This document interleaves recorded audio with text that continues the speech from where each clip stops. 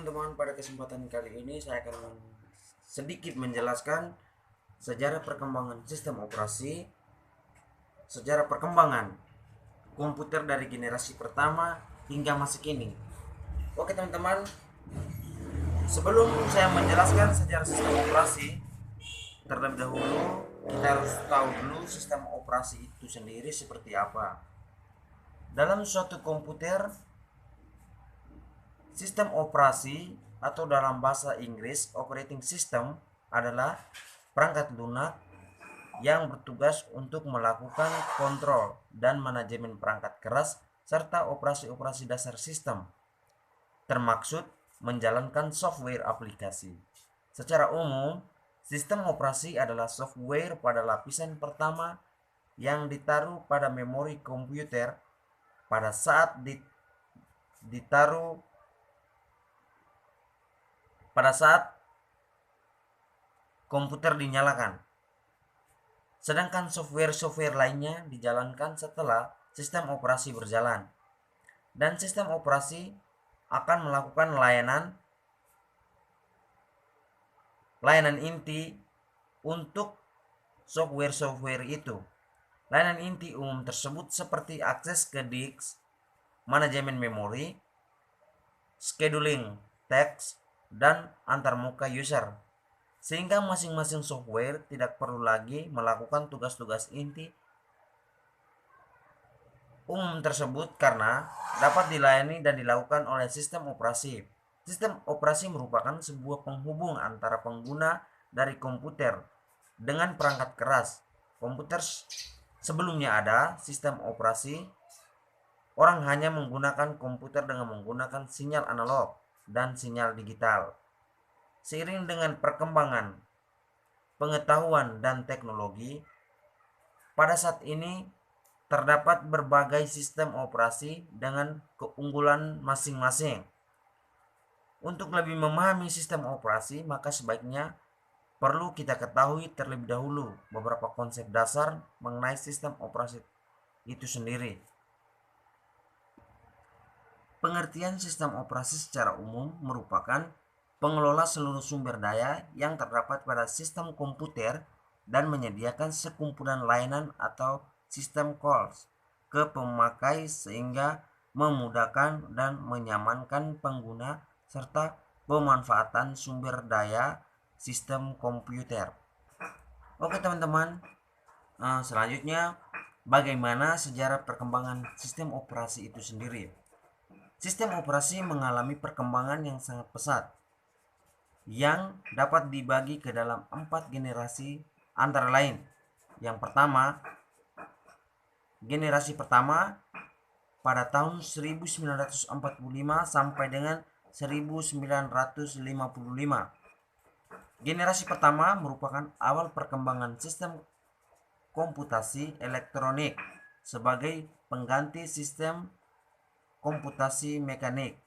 Hal ini disebabkan kecepatan manusia untuk menghitung terbatas dan manusia sangat mudah untuk membuat kecerobohan, kekeliruan, bahkan kesalahan pada generasi ini.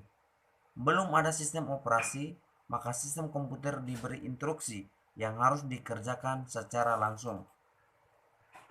Yang berikut sistem operasi komputer pada generasi kedua pada tahun 1955 sampai dengan 1965. Generasi kedua memperkenalkan bit processing system, yaitu job yang dikerjakan dalam satu rangkaian lalu dieksekusi secara berurutan. Pada generasi sistem ini, komputer belum dilengkapi sistem operasi, tetapi beberapa fungsi sistem operasi telah ada. Contohnya, fungsi sistem operasi pada FMS dan IBSYS. Kita lanjut pada generasi ketiga pada tahun 1965 sampai dengan 1980. Pada sistem generasi ini, perkembangan sistem operasi dikembangkan untuk melayani banyak pemakai sekaligus, di mana para pemakai interaktif berkomunikasi lewat terminal secara online ke komputer. Pada sistem operasi menjadi multi-user, digunakan banyak pengguna sekaligus, dan multi-programming melayani banyak program sekaligus. Yang berikut generasi keempat pada tahun 1080-an. Dewasa ini sistem operasi dipergunakan untuk jaringan komputer, di mana pemakai menyadari keberadaan komputer-komputer yang saling terhubung satu dengan yang lain. Pada masa ini, para pengguna juga telah dinyamankan dengan graphical user interface, yaitu antarmuka komputer yang berbasis grafik yang sangat nyaman. Pada masa kini juga dimulai era komputasi tersebar di mana-mana. Komputasi tidak lagi berpusat di satu titik, tetapi dipecah di banyak komputer sehingga tercapai kinerja yang lebih baik. Sistem operasi juga memiliki beberapa fungsi. Yang pertama, resource manager. Fungsi ini untuk mengalokasikan sumber daya seperti memori, CPU, printer, disk drive, dan perangkat lainnya. Yang kedua, interface, yang berfungsi sebagai perantara antara pengguna dengan hardware untuk menyediakan lingkungan yang bersahabat, user friendly. Pengguna tidak memiliki kekhawatiran untuk mengoperasikan perangkat level bawah. Fungsi yang berikut, koordinator.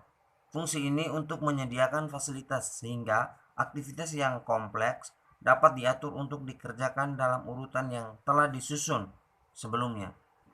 Fungsi yang berikut, gatekeeper, yang berfungsi untuk mengendalikan siapa saja yang berhak masuk atau log ke dalam sistem dan mengawasi tindakan apa saja yang dapat mereka kerjakan ketika telah log dalam sistem. Yang berikut, optimizer. Fungsi ini merupakan menjadwalkan pemasukan atau input, lalu pengguna, pengaksesan basis data, proses komputasi, dan pengeluaran atau output untuk meningkatkan kegunaan. Yang berikut, accountant. Fungsi ini mengatur waktu CPU, pengguna memori, pemanggilan I/O, disk, dan waktu koneksi terminal. Yang terakhir, server. Fungsi server ini merupakan penyediaan layanan yang sering dibutuhkan pengguna baik secara eksplisit maupun implisit, seperti mekanisme akses file lainnya. Oke teman-teman, kira-kira penjelasan perkembangan sejarah sistem operasi dan komputer generasi pertama hingga kini cukup sampai di sini yang saya videokan. Kurang dan lebihnya nanti kita sama-sama berusaha untuk mencari tahu. Sekian video saya, terima kasih.